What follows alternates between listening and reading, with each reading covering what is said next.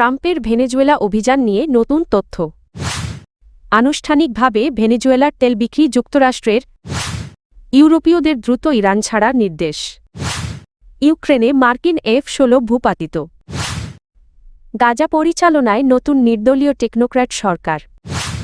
ভেনেজুয়েলার রাজধানী কারাকাসে যুক্তরাষ্ট্রের চালানো এক অভিযানে দেশটির ৪৭ জন সেনা নিহত হয়েছেন বলে দাবি করেছেন ভেনেজুয়েলার প্রতিরক্ষা মন্ত্রী ভ্লাদিমির পাদ্রিনো লোপেজ। শনিবার ১৭ জানুয়ারি আল জাজিরার এক প্রতিবেদনে এ তথ্য জানানো হয়। প্রতিরক্ষামন্ত্রী জানান চলতি মাসের ৩রা জানুয়ারি যুক্তরাষ্ট্রের বাহিনীর অভিযানে মোট নিহতের সংখ্যা বেড়ে ৮৩ জনে দাঁড়িয়েছে। এর আগে নিহতের সংখ্যা ২৩ জন বলে জানানো হয়েছিল। নিহতদের মধ্যে ৩২ জন কিউবান সেনা রয়েছেন যারা প্রেসিডেন্ট নিকোলাস মাদুরোর ব্যক্তিগত নিরাপত্তা দলের সদস্য ছিলেন বলে দাবি করা হয়। নিহত সেনাদের স্মরণে আয়োজিত এক অনুষ্ঠানে পাদ্রিনো বলেন সামরিক আগ্রাসনের মুখে বলিভারিয়ান সশস্ত্র বাহিনীর নারী ও পুরুষ সদস্যরা জীবন উৎসর্গ করে দেশের সার্বভৌমত্ব ও সম্মান রক্ষা করেছেন। তিনি আরও জানান নিহতদের স্মরণে একটি স্মৃতিস্তম্ভ নির্মাণের জন্য উপযুক্ত স্থান নির্ধারণ করা হবে।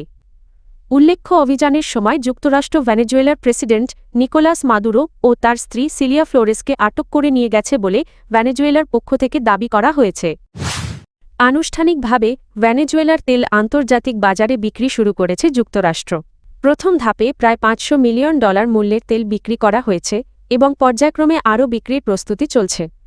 বৃহস্পতিবার ১৫ জানুয়ারি সরকারি তথ্যের বরাতে CNN-এর এক প্রতিবেদনে এ তথ্য জানানো হয়।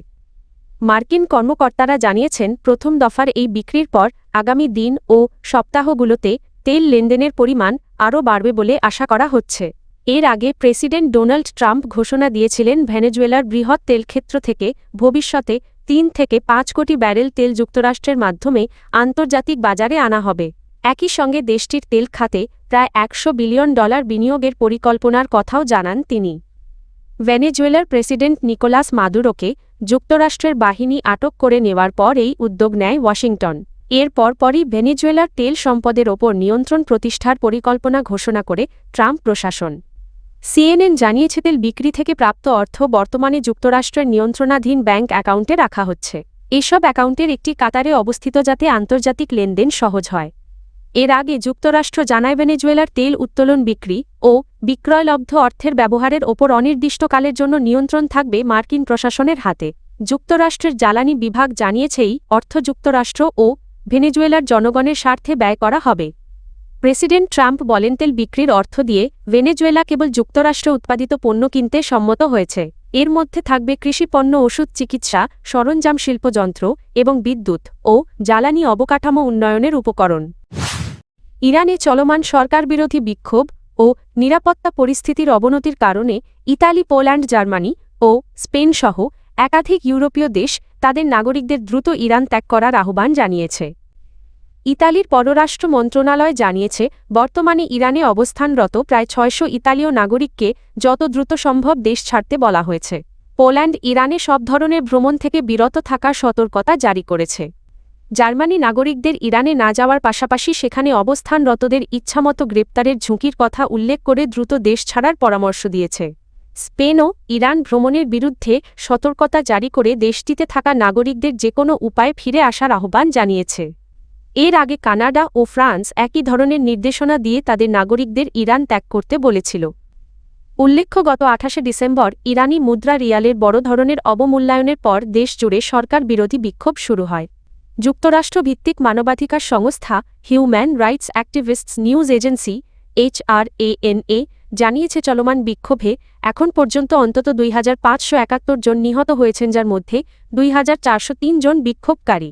তবে ইরান সরকার নিহতের সংখ্যা প্রায় ২০০০ বলে স্বীকার করেছে। ইরানে চলমান সরকার বিরোধী বিক্ষোভ ও নিরাপত্তা পরিস্থিতির অবনতির কারণে ইতালি, পোল্যান্ড, জার্মানি ও স্পেন সহ একাধিক ইউরোপীয় দেশ তাদের নাগরিকদের দ্রুত ইরান ত্যাগ করার আহ্বান জানিয়েছে। ইতালির পররাষ্ট্র মন্ত্রণালয় জানিয়েছে বর্তমানে ইরানে অবস্থানরত প্রায় ৬০০ ইতালীয় নাগরিককে যত দ্রুত সম্ভব দেশ ছাড়তে বলা হয়েছে। পোল্যান্ড ইরানে সব ধরনের ভ্রমণ থেকে বিরত থাকার সতর্কতা জারি করেছে। জার্মানি নাগরিকদের ইরানে না যাওয়ার পাশাপাশি সেখানে অবস্থানরতদের ইচ্ছামতো গ্রেপ্তারের ঝুঁকির কথা উল্লেখ করে দ্রুত দেশ ছাড়ার পরামর্শ দিয়েছে। স্পেন ও ইরান ভ্রমণের বিরুদ্ধে সতর্কতা জারি করে দেশটিতে থাকা নাগরিকদের যেকোনো উপায়ে ফিরে আসার আহ্বান জানিয়েছে। এর আগে কানাডা ও ফ্রান্স একই ধরনের নির্দেশনা দিয়ে তাদের নাগরিকদের ইরান ত্যাগ করতে বলেছিল। ইউক্রেনে একটি মার্কিন F-16 যুদ্ধবিমান ভূপাতিত করা হয়েছে বলে দাবি করেছে রাশিয়া। রুশ সেনাবাহিনীর এক কমান্ডারের বরাতে রোববার 11 জানুয়ারি এ তথ্য জানিয়েছে রাশিয়ার সংবাদ মাধ্যম RT।